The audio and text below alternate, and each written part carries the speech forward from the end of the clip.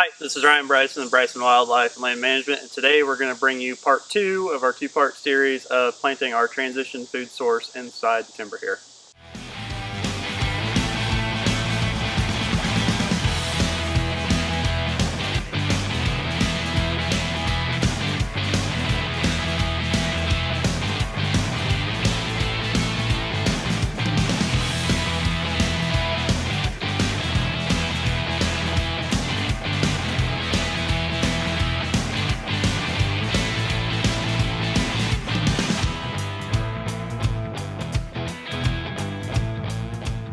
So we chose this plot because it's in the middle of a timber here. It's right in the middle of a funnel that's directing down towards the main food source that a lot of deer are going to be moving through here. So what we did is if you look back on our previous video, we cleared this plot out, we sprayed it and killed all the vegetation in it. And also what we did is we opened up some of the trees in here to get more sunlight into the ground level of vegetation. So the reason we did that is we want about 5 to 6 hours of daylight, and we've cleared out the area so almost the whole plot is getting sunlight at one point or another, and that's going to help these plants grow so they're not trying to grow in the shade.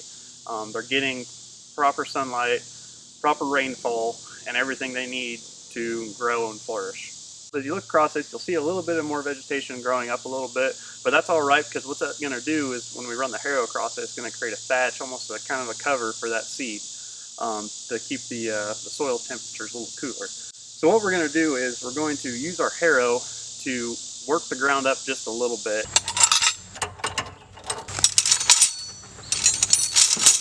And you might ask, well, why can't we just do the throw and grow method and grow and throw the seed on the ground and have a food plot?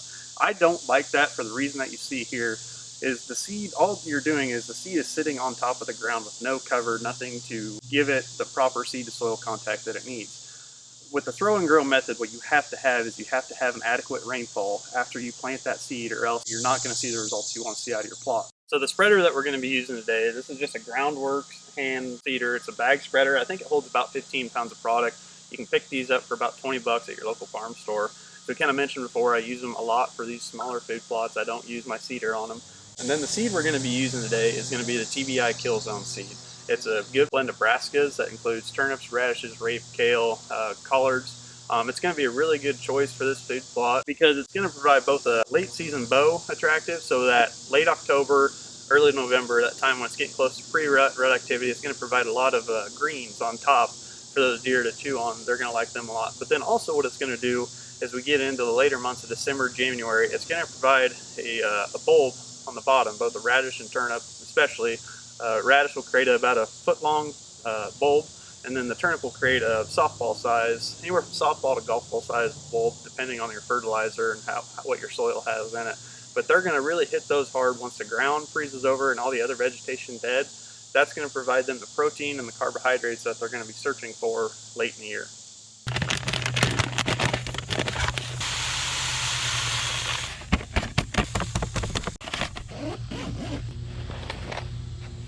So we'll spread our seed across it.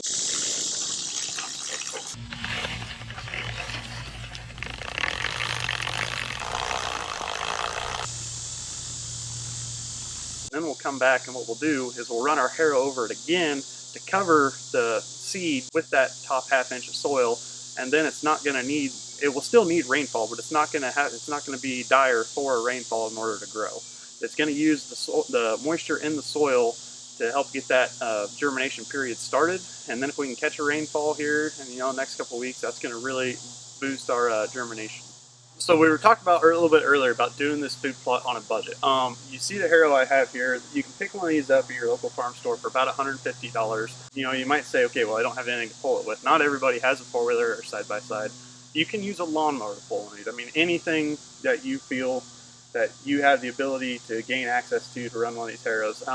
The harrow is going to run you about $150 here. This is a 4x4 harrow. It's great for these smaller areas. You might say, okay, well, I don't want to spend $150 on a harrow. I have seen old school methods of guys taking boards and driving nails into them that are like 4 inches long, and they'll chain boards together. It's not going to be the best harrow in the world, but it's still going to rip that soil a little bit and get done what you need to get done to turn the soil over.